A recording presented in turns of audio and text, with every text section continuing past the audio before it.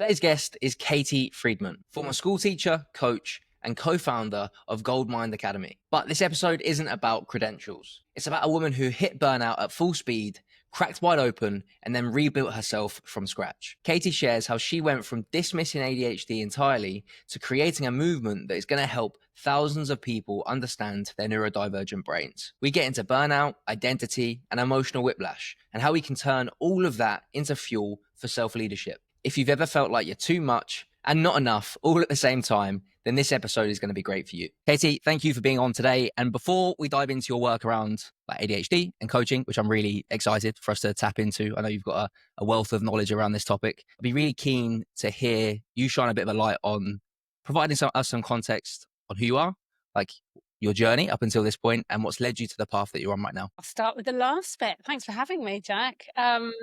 So what led me here was a cracking case of burnout about 6 years ago.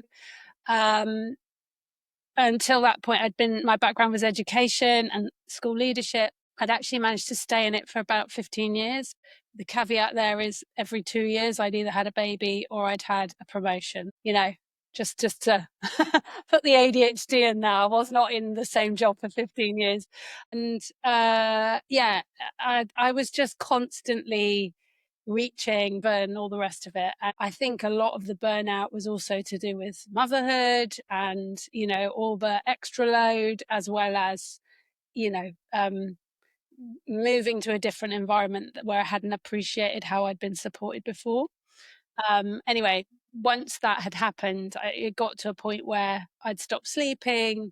I basically was going to crash my car if I carried on. I found it very hard to stop because I thought it was me. I was the problem.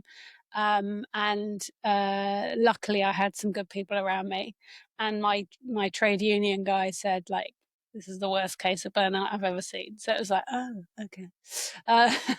And then as part of my kind of recovery, I trained as a coach. I thought I need to do some learning. I need to keep this brain active because actually just being off wasn't helpful. And when I was learning to be a coach, there's a few like breadcrumbs about maybe my brain's a bit different. And yeah, so that was like 5 or 6 years ago. And then in lockdown, which happened a few years after that, I finally got diagnosed and then realized very quickly that all 3 of my kids were also neurodivergent, and they should have been in school because they had like extra needs, and I'd just given up my school career. So I'd really had myself. I was like at home. Turns out, even though I was an couldn't educate my own kids. That doesn't work. And so that was pretty rough. And through all that, I kind of went, this is really underserved. Like, what's going on and why isn't there like specific coaching? And then I had to go to the US to do specific coaching. And through that, I kind of went, we really need something gold in the UK.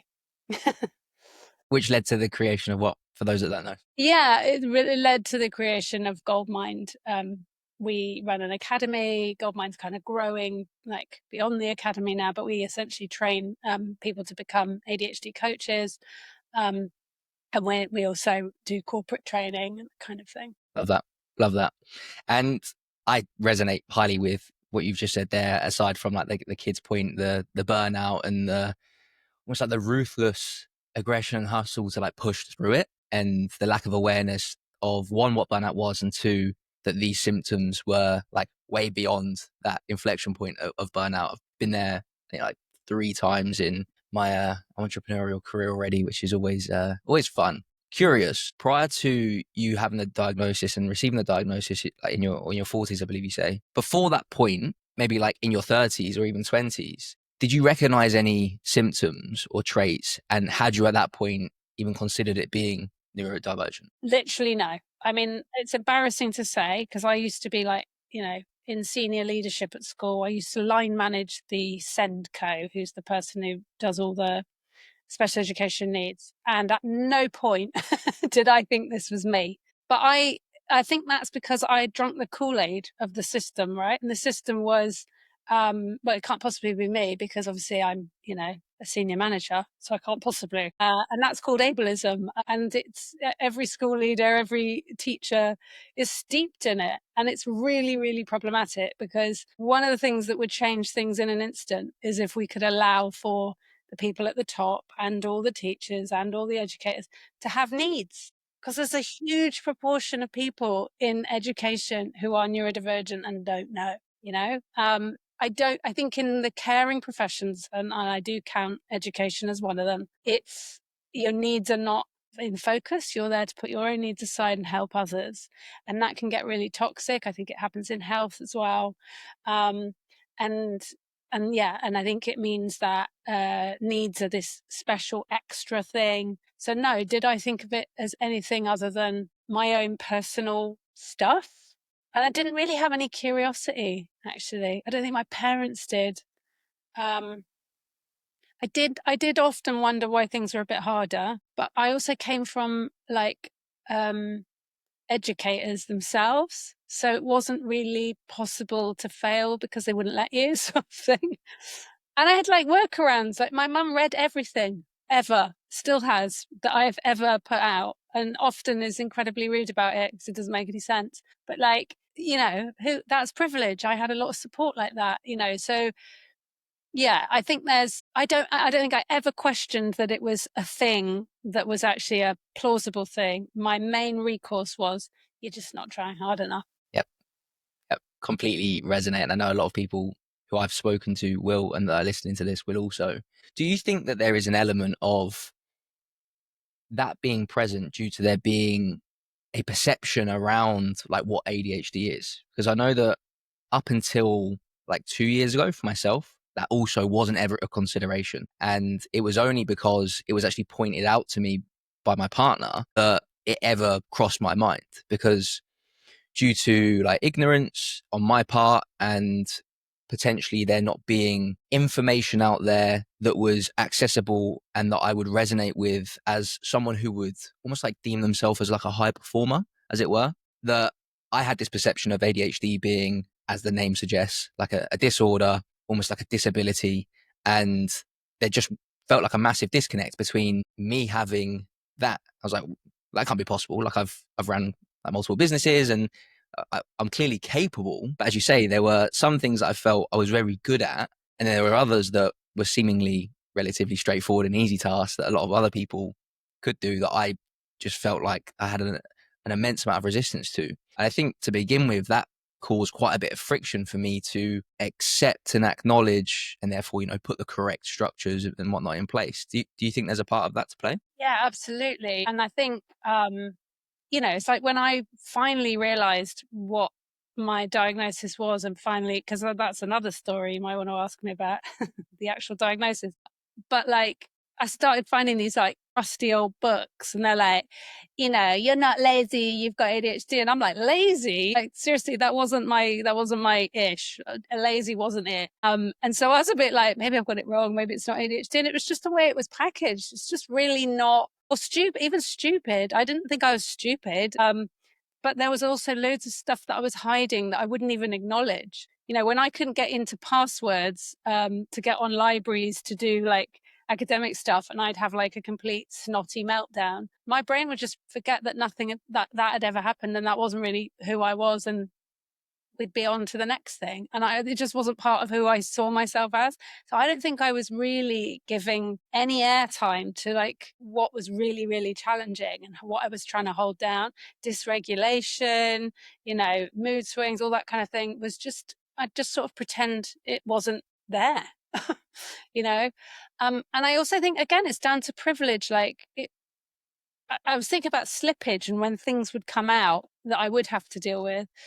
And, you know, a lot of the time it would be at home, you know, so it'd be like one thing at home, another thing in a professional life, or, you know, and I think that's, you know, that's sad too. And I think as well, it depends on, like you talked about challenges. It depends on how you can like farm them out. Like I think about my dad, and he would farm out a lot of that stuff that he couldn't do to his wife, right? My stepmom. Like and that's easier to do when you're a man of a certain age and a woman of a certain age. And all, I mean, I wasn't going to be doing any of that for anyone, but like that is a thing, right? I was desperate for an assistant. I think that's one of the reasons I really, really wanted to be a head teacher, because they got a secretary. And I was thinking, I mean, hopefully there were other reasons, right? There were, but like that was definitely a thing. I was like, I need me one of them, you know? Um, it was a shame that 10 million people called John, white men called John at the top, were who the head teachers were in my federation. Like that's, again, it's problematic. So I think people who are really successful with ADHD often have a lot of like support around them and may not see themselves. But it's also down to like how society has talked about it. Even when you get a diagnosis or you're trying to get a diagnosis, it's like the medical profession doesn't have anything good to say about it. And you're like, who are you talking to? you know? Yeah, totally agree. And that's a big part of like the hunter brain, really, is to redefine like the lens that we're looking through when it comes to these high performing like ADHD like brain types, because I find that it's a continuum as well, and a vast spectrum, to the degree of even the testing is very binary. It's like you hit these 8 criterias on a 16 mark questionnaire or whatever it is, which is highly subjective anyway, and you either do or you don't. And you fall one side, and I completely disagree with all of that. But I think because that is the way that it is, that causes this heightened level of friction and resistance to even just considering to go down that path. I also heard something recently from a book that I read. I believe it was the Scattered Minds book, maybe like a year ago or so. And it was either that one or it was Tom Hartman's book. And it was interesting the way that they described how we almost experience symptoms of ADHD, and it was the genetics and the environment both meeting. And to your point there, we can have the predisposition of the genetics, but if your environment is highly, let's say, structured, because from a survival mechanism, right? If we just go through life, we're like, oh, that's really fucking hard, I'm going to get an assistant to do that. You maybe don't go through that channel of thought because you've not, I don't know, suffered for long enough to be like, this is a real problem, because you found it out, as you said earlier. So I think because the environment hasn't quite married up with the genetics to a degree where you're like, this feels debilitating right now, it probably stops people going down the route of exploring that a little bit further. Yeah, I mean, I definitely think privilege and marginalization play a massive role in whether someone succeeds and whether someone can influence their environment or not. And definitely privilege has played a big part in me succeeding, and then also, not succeeding when I didn't. Totally get it. I'd be keen to hear, as you spoke to earlier, what the process was like for you, if you're happy to shine a light on it, on around that time that you kind of came out the other side of burnout and then started to explore getting a diagnosis. Yeah. So I think part of the problem was that I didn't have lots of people around me who were neurodivergent. I did have another coach who was a parent to somebody who was neurodivergent, and they were very, very helpful in helping me kind of talk things through and almost normalize it enough for me to be curious. Because it just really, when it's so far away from you, why on earth would you, and so why would you go anywhere near it, and then I got a diagnosis from a psychologist who was focusing on children. And her sort of specialism was autistic children. So already we're not really fitting me here, but we've gone with whatever there is because we're a bit desperate. And at this point, I was so desperate to be something, because otherwise I was, in my own ableist mind, crazy. And also think about where I was. I was in lockdown, and ADHD in lockdown, not in a good place. I wasn't having time in my life. I was not in a good place. So like that kind of confine, deprive, restrict that we know doesn't work for ADHDers was like heightened, 10x. And also we were in the second lockdown, not the fun one, not the sunny, oh, this is really crisis and we're really going to crisis. It was the slog one, it was crap. I don't know if I'm allowed to say that. Anyway, so this woman did a thorough job, but she basically went, and you have autism. And it was like, which at the time I was like, I'll take it. I'd give me anything, frankly, because I'm so scared of being not enough. And then my childminder, who had been both, as in not my childminder, for my kids, and she was a real pioneer and all the rest of it, but she had been in the movement much longer. And she said, I'm not sure, I don't think you are. And I was like, what do you mean? I need to be, And she said, have you asked them about ADHD? And she had both. And she said, I don't think you're in the right ballpark. Just ask them about ADHD. So they threw in the questionnaire. I passed the questionnaire with flying colours, and they were like, "Yeah, you've got that as well." Anyway, I then started looking into it, because the other thing that happened is I came out to the autistic community like Elmo, hello, I really wanted a hug and like a fanfare. And I didn't get that. When you're not quite in the ballpark. And so again, it just felt like trauma. It was like, yet again, I haven't got it right. I'm not in the right place. And then anyway, I then started looking into it. Also, everything I'd read had been about autism. That's all there was, apart from these dusty books about being lazy and stupid, which I didn't even open them, because let's face it, I wasn't reading anything I wasn't interested in. So I'd read a few things about autism. I was like, well, it fits a bit, I'll go for that. And then it was only later I was like, I think it's only ADHD. And when I finally got to a psychiatrist, because that's the other thing, you can't get anywhere with ADHD without a psychiatrist. No one told me that. So I paid again. And this guy went through the thing again. And he's like, yeah, you've got some traits of autism, but you don't have enough. And that had always been my intuition. And I'd gone back to the psychologist and said, I don't think I am. And then they came out with a few things as to why I had to be.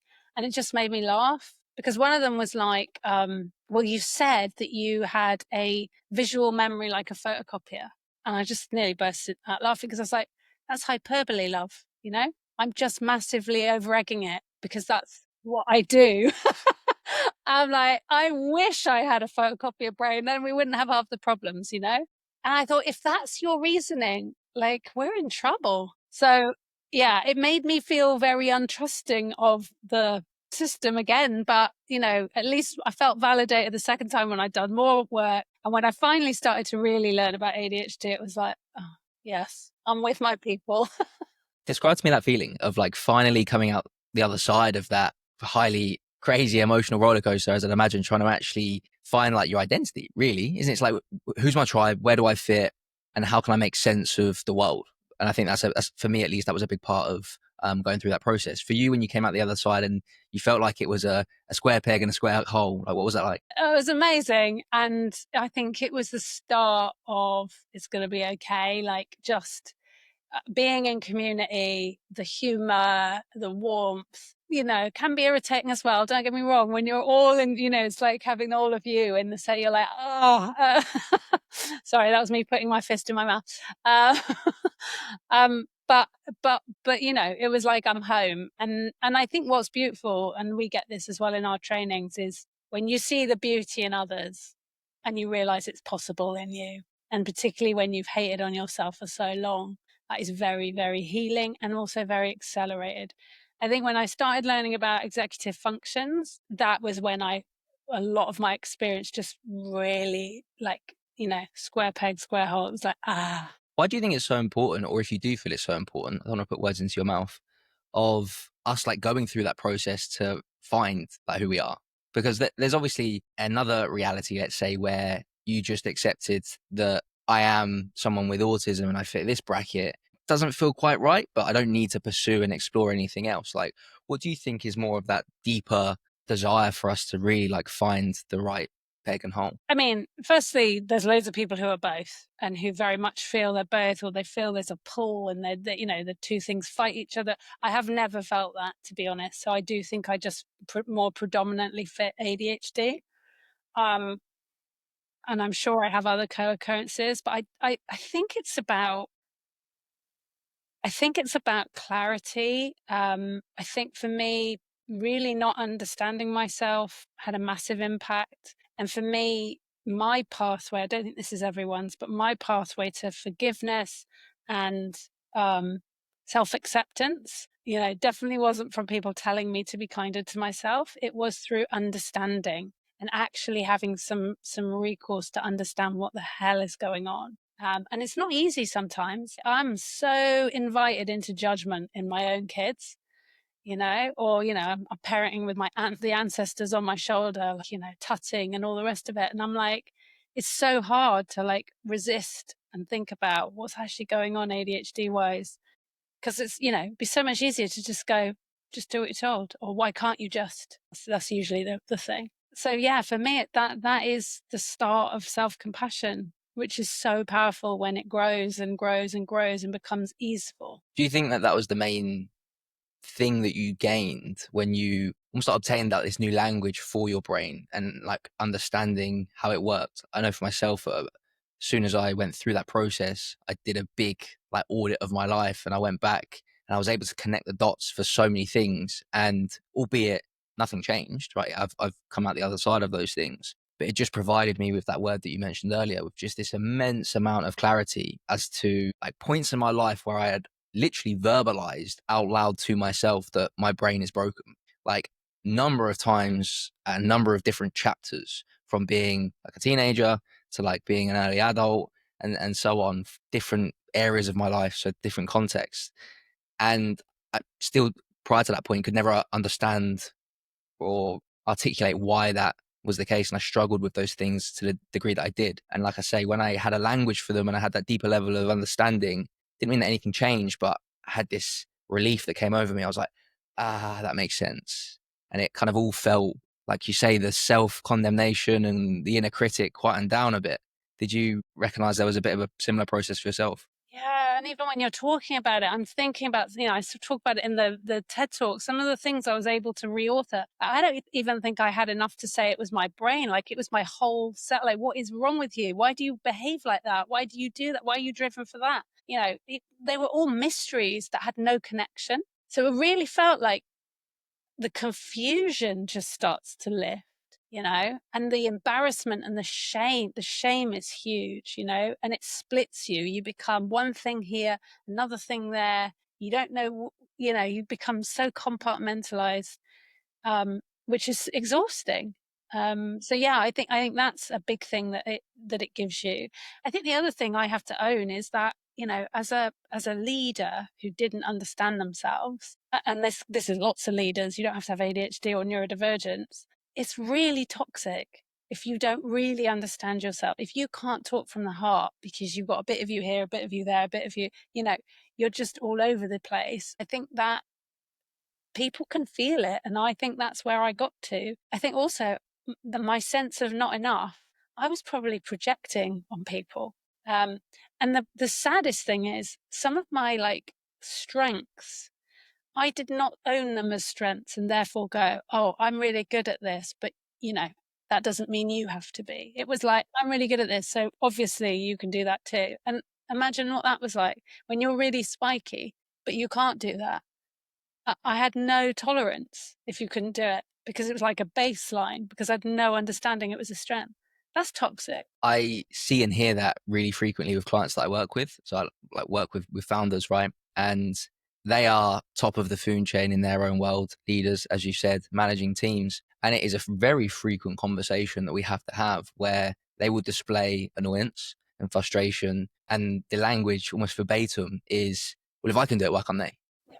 And it, as we say, right, if we have like these different brain types, and the way that I view like the hunter brain and the farmer brain, etc., is we have just like a unique set of skills, and that equips us to be really good at certain things, such as creative pursuits, entrepreneurial pursuits, etc.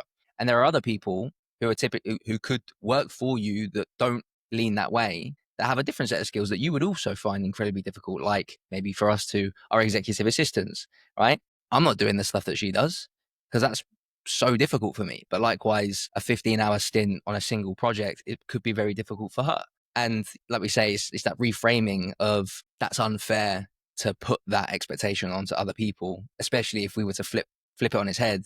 And I know for me, there are certainly things that previously had a lot of shame and guilt around for not being able to do, like replying to my emails and things like that. Right. Yeah, exactly. I mean, in education, it was things like, why aren't you picking up on where these learners are at? Like, it's so clear to me, this is going on here. This is because I could manage 30 kids and know where they were all at. And I loved the chaos and, and I'd be like, what are you doing? This is boring. Do you think they're sitting here listening to you? Like it's a no, and I just couldn't understand why people were, not picking up on everything, or, even things like, I used to teach languages, and I've got a really good ear. I've got bat hearing. It's ridiculous, and also really annoying because I'm very noise intolerant. But like when it comes to like musicality, I can hear it quickly, and rhythms and all the rest of it. And sometimes you teach in rhythm for language, and if I had like a trainee teacher who couldn't or had no rhythm, I'd be like, "Oh my God, what are you doing?" And I had no tolerance because, of course, if I can do it, everyone can do it. It's like, no, you've got bat hearing, you know? Yeah, makes total sense. It helps us to, again, like not only view us in a different light, but view the world and other people who don't necessarily have the same brain type to be like, cool, that's an unfair expectation for me to put on someone else when I have this. I find the word like superpower a little bit Great. cliche. Yeah, and it's been thrown around loads, right? And it kind of loses a lot of its meaning, but it is an ability that we have that we can harness incredibly well, and it is similar to a superpower, especially bat hearing, right? So it would be remiss for us to place that onto someone else. One thing from your TED talk that I found really interesting and highly resonated with, which I'm sure a lot of people who are listening to this will, you mentioned that you had like a high amount of pressure and like criticism put onto yourself to like just be better and to constantly like pursue greatness, let's say, or tap into this next level of potential that I know many people like us feel like is in there somewhere. But that then, as a consequence, like buried your gold, I think was the term that you used. Can you shine a light on that experience for you, and almost like how did that show up in your day to day at the time? I mean, if you were to ask me what I honestly think one of the greatest superpowers is for me as an ADHD, one of them would be like being able to paint a vision, see that vision, and then work back from it, once you know how to, right? And so this idea that if you want something, if you're interested enough, you can make it happen. And that is then very, very enticing, isn't it? You get a lot of dopamine from making things happen, but also you believe in better, and the reach is there. And then the issue is that you will do whatever it takes. And you can't understand why everyone else won't do whatever it takes. And, and then if you add like in the kind of ethical piece, like I was in education, people's lives were being ruined by poor teaching and also being let down by, government policy and poverty and the rest of it. And it's like, so there was a lot galvanizing me. And I think that constant reach is exhausting if you can't step back and understand that you are one person and that you will do nothing unless you can appreciate other people and what they do. And this is the other problem with not seeing your strengths. Until you see yourself fully, you can't see other people fully. I genuinely believe that. I have, including my husband, you see people in full color, technicolor, once you can appreciate yourself. And until then, it's like you think you can do things on your own. And that's actually one of the reasons I burnt out. I moved to a different school, thought I could run it all, thought it was all about how good I was, which of course it was so much more nuanced than that. And if I just tried harder, and if I just this, and if I just that. And I think that, and that impatience can go the wrong way. Yep. And I think if I'm correct, this is your term of finding your gold, right? Is not just like unearthing the best bits. I think, to my understanding, correct me if I'm wrong, it's both sides of the coin, right? It's the supposed light and dark element to it, where I am naturally finding my strengths, and naturally with everything there comes the challenges that I have. And you speak to like the wholeness. What would you say would be the process that somebody could go through to try and unearth that wholeness of themselves and maybe try and recognize that? Well, I'm a bit biased here, Jack, but I'm going to say coaching. like whilst I'm I'm pretty neutral about medication. I take medication and I'm lucky enough to be able to access it. I don't think medication gives you that wholeness and that nuance and that ability to narrate your life, which then brings in the forgiveness, the acceptance, the ability to validate yourself, the ability to advocate with clarity. Like all of that takes time, because you're not just learning what is ADHD, you're unlearning what is you. And you're having to kind of get through decades of neural pathways that have understood you one way. there's a lot of unlearning as well as learning. And that takes time. So I think some of us are trying to do it through books and audios, and we do that thing where we like do that massive info tsunami. And then we still wonder why day to day, it's really bloody hard and it feels like treacle. And I think sometimes this idea that you don't have to do everything on your own is such a relief. Just like, doing business, like I wouldn't advocate for it. Like I've got a business partner and thank God he does. He has some amazing strengths that I don't have. And what a relief that you don't have to do everything really, really well, brilliant. What did that coaching process for you help you with in that process of finding the gold? Like, so I'm assuming you can remember it quite viscerally. My guess would be, what was the benefit of that in comparison to, as you mentioned, so many of us just mentally masturbate over reading, taking more and more inputs, and then wonder why we become overwhelmed and the execution and implementation never happens because we read. Guilty, right? Reading the book, and then before I've even implemented the thing from that book, I'm on to the next one, and that's a pattern that I've had to desperately try and stop. But yeah, what was your experience like? So like what you just said, that pattern that you're trying to stop, which is that constant do better, get more, is the thing we're trying to disrupt, right? But you do that through mini moments. It's getting into the detail, which of course no ADHD wants to hear, right? Detail, but actually that is the point. That's where the gold lies. It's getting into one moment and looking at it from different angles and really being able to appreciate one moment and unpack it. And usually with a one moment, if we're thinking about you in one moment, we've also got to think about the lead up of you, what was the last 24 hours before that moment or even the last hour? Because that's going to tell us a load of stuff about what was going on for you and how. And what we're trying to do is get to the point of going, all right, so now we know the what. Oh, this was really hard and this was affecting my executive functions and I wasn't interested and my environment was rubbish and da-da-da. And then, really importantly, is the so what. What are we going to do about it? And that's the piece that we're not good at doing on our own. We're very good at sort of going, I understand it. Yeah, but what did you need? Yeah, what would have supported you? So this is like the have piece, the resource piece. Because our default is, well, we're just going to try harder now. Now that you know, try harder. Nope, there's this piece here which goes, what if it was easier? What if there was support, resources, little things, little pragmatic changes that we could make that would actually mean that we got more chance next time? And the thing is, we always focus on really like the terrible stuff because that's how we work, right? Tell me all the terrible catastrophes. What if we could get interested in the tiny, mini, brilliant moments and stay there long enough to figure out how to get them again? That's what coaching does. Yep.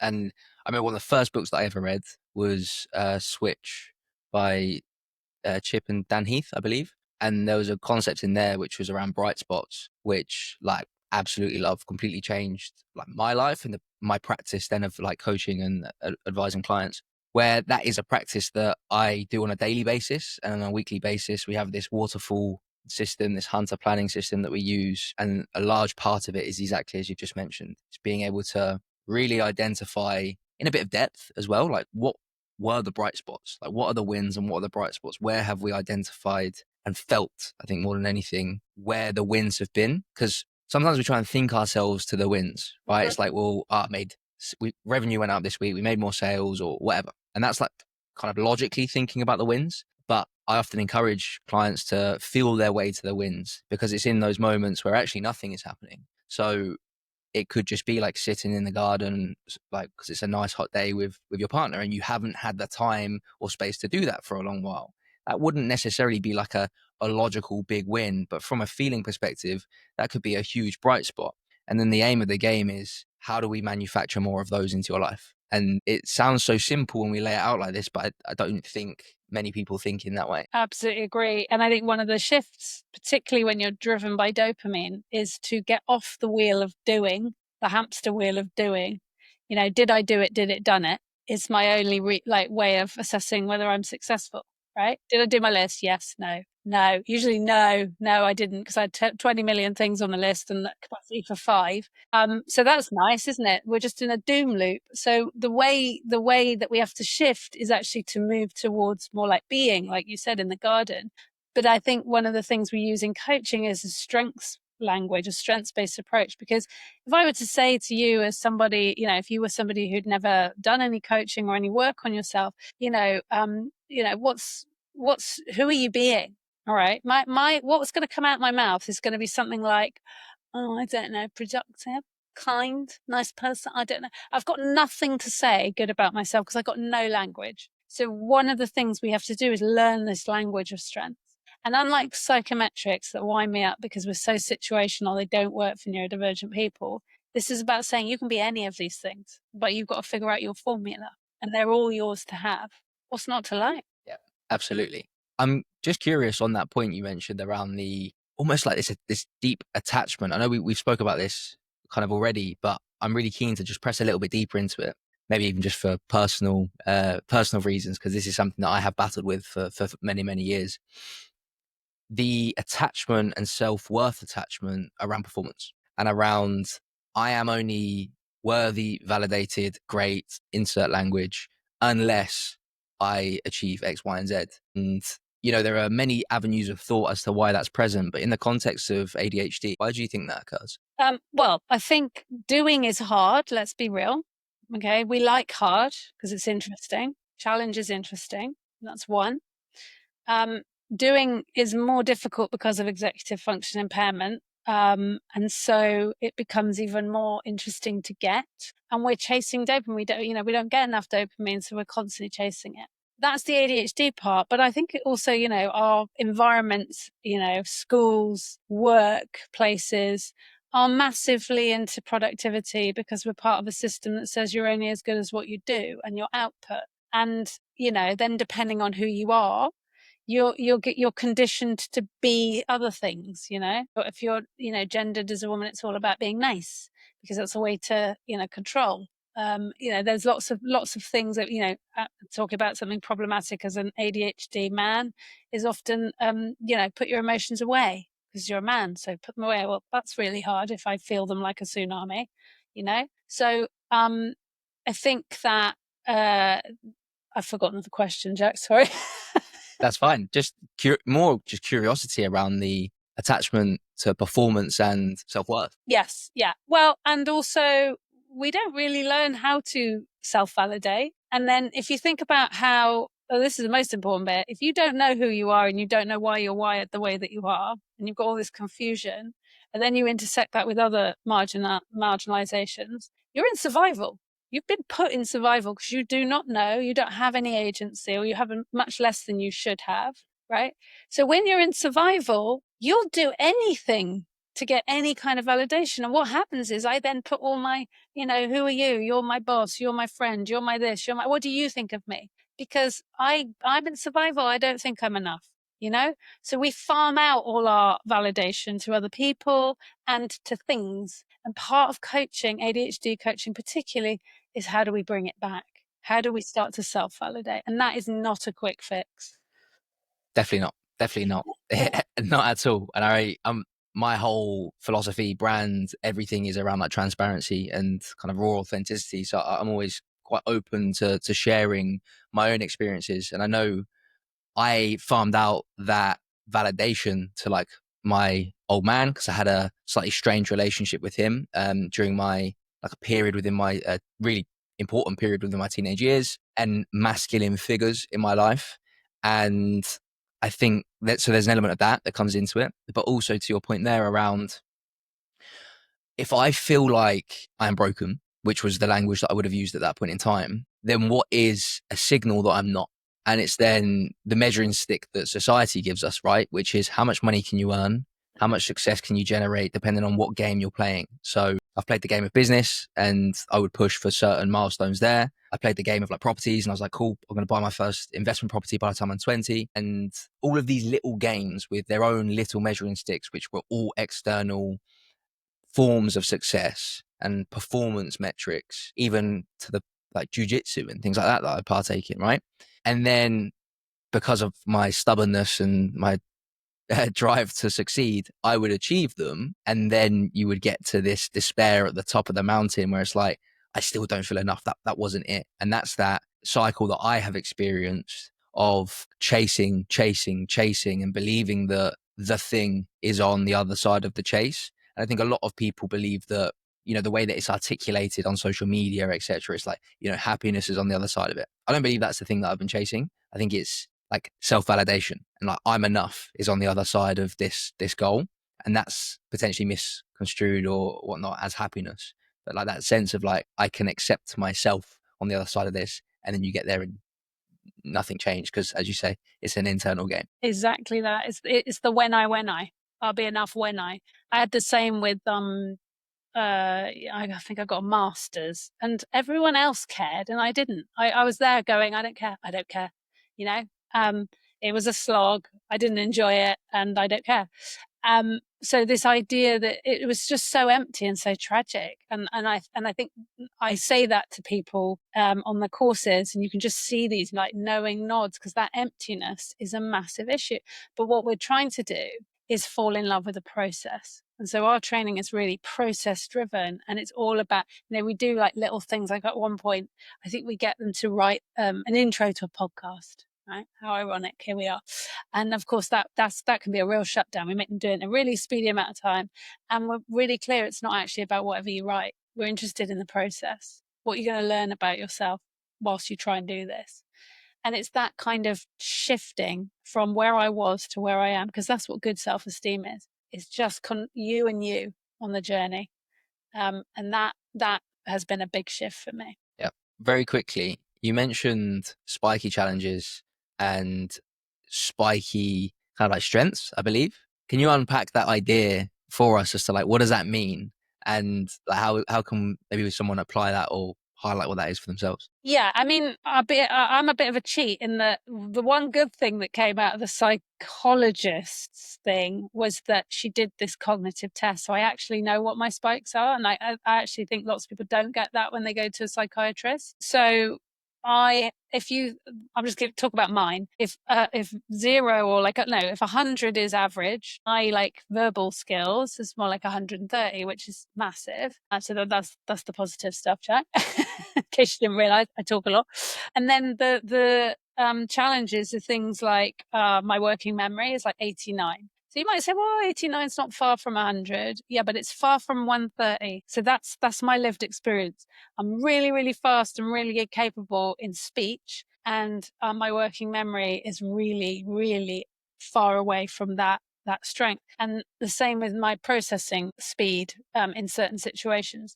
So what that meant was I could never do what my brain could do in class, I couldn't do in exams. I just couldn't get the thoughts out in the right speed and time. And also writing just wasn't my thing. So I had such difference in I think in my A-level French or something, or Spanish, I think I got A, B, C, D, like all the different skills, because they were so different in terms of my writing was a D and my speaking was an A. And things like, I'd be at university and this teacher, she was so cross with me because she's like, you're so bright. You say all this stuff. You lead all the discussions. And what is this? Like waving this nasty piece of paper around. I think at that point, it was like the last time we ever wrote anything before it all went on computers. Thank God. But that's what spiky means to me. In terms of everybody else, I think for me, it was very validating. I suddenly realized why numbers were harder for me, why, mainly because I couldn't hold them long enough to do anything with them. So mental arithmetic, for anything that got too out of hand would just crowd the Post-it note, and I would just have a breakdown. So that would massively derail my confidence, and I'd stop trying, and my parent, my dad, had a different kind of spiky profile. He was an economist. He was very good at maths. So he had no understanding why I was, pissing about, just didn't get it. It's like, why can't, and he couldn't teach it to me either, because we just wound each other up. So I think the point is, just because your spikes are one way doesn't mean it translates in your family or with other ADHDers. We all have really different spikes. Not everyone loves talking. So, we talk about feedback is a gift, and some people like to stay on and talk and connect, and other people are like, hell no, I want to go away and think about it and process it and write it, which I can't think of anything worse, So yeah, I think it affects your preferences, but I think if you don't know what they are, think how many stories I've managed to unwrite about being not enough, because I now know that my processing speed is slower and my memory is basically terrible, in comparison to my ability to speak. Like, that's been a huge weight off, um, and I think that brings, so then you go, okay, so my memory is that that's not gonna change, right? We can support it. We do good things around it. But, am I gonna be a historian who can link all this massive knowledge together? No. No. And when it came, and then one of the big problems when I was writing the book was remembering where I'd read stuff. Because I haven't got any interest in going back over that. It's one and done. So poor Alex was much better at that. He had to go and find it all. Don't know what she's talking about.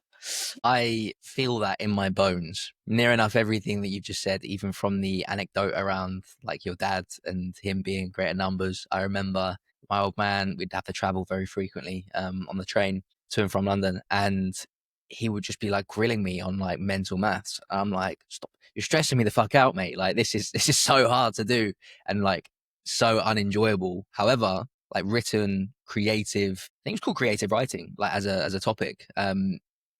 Awesome at like going through that process, as long as I had enough time to create this space and let my imagination run wild, like found that easy, to be honest. So yeah, I completely resonate with all that, and I can see instantly how beneficial that is for anybody to go through that process of figuring out those spikes of strengths and challenges, because what you're then able to do, and this is kind of the lens that I take with the Hunter Brain also, a big part of the work that I do with clients, is once we lay those out and you're able to clearly see what the strengths are, where the challenges are, you can restructure and redesign your life and your business to create more opportunity for you to lean into those strengths, and then also put the correct infrastructure, people maybe, and systems in place to help manage those challenges. And without doing that, like I have from personal experience, I'm constantly like walking into this wall over and over again. And then the only person I'm blaming is myself. It's like, why can't I do this? Why is this not working? Why does this feel so difficult? And the irony is that I spend so much time and energy and resources trying to do those types of activities that when it comes back round to doing the things that I'm actually innately good at, I've got nothing left. And then I do those poorly. And then you just spend so much time feeling like everything is incredibly difficult, and it feels like you're just pushing water uphill all of the time. So yeah, I can massively see the benefit in doing that. Where would you say people could start, and what's the most accessible way for people to find out those spiky challenges and also strengths of their own? Again, I think you don't necessarily need to have a cognitive abilities test. Like, I think that it was a bit like getting an extra layer of diagnosis for me. It was just much more personal. But I actually think a lot of it comes through your experiences by unpacking peaks, and also unpacking times when it's been really, really difficult, and being able to kind of use an ADHD lens. And again, this is where having a really well qualified coach, ADHD coach, it can be really helpful, because you can start to use these lenses and understand where you have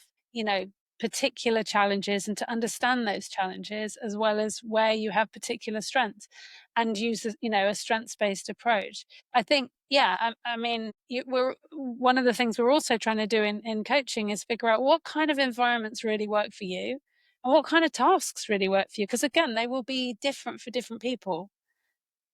So I think that's kind of, a lot of it's through finding small moments and learning from them, good and bad. Yep.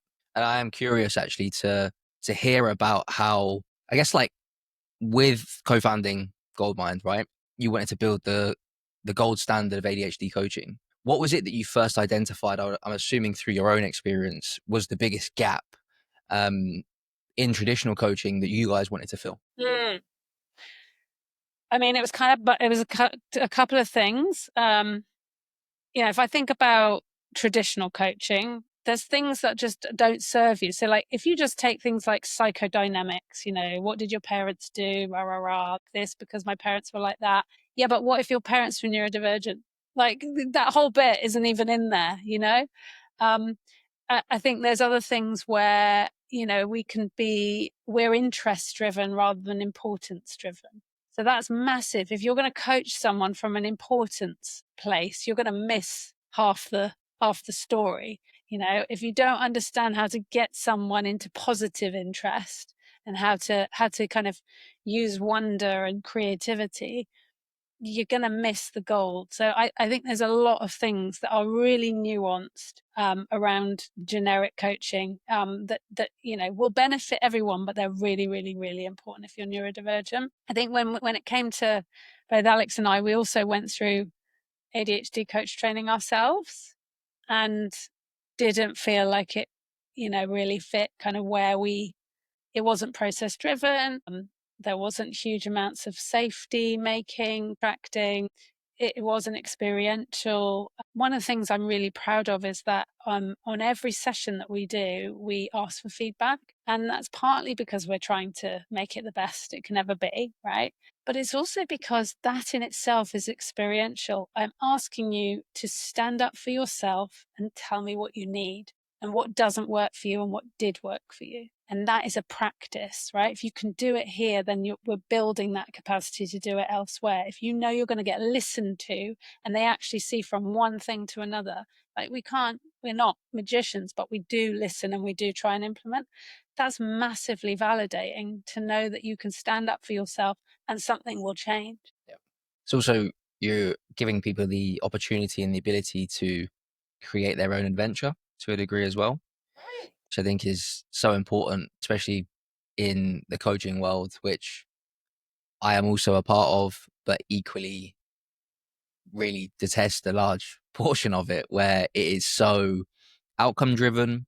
It is so like theorized as opposed to being put into application, asking for feedback, and then iterating, given live feedback, which makes it just so stale and for so many people. And it is ironically a one size fits doesn't fit all. It's like a one size is for one person, which is so strange to say if you understand what coaching is. Exactly. So I think that that's totally the correct way to be going around it, is allowing people to create their own journey and to create their own adventure, and giving people, as you say, that ability to almost like self-validate through that process, right? It's like, no, this doesn't work for me. However, this does. I would like to lean more this way than the other. And that's that self-empowerment, being able to literally give someone the stage and the step up to go and do that for themselves.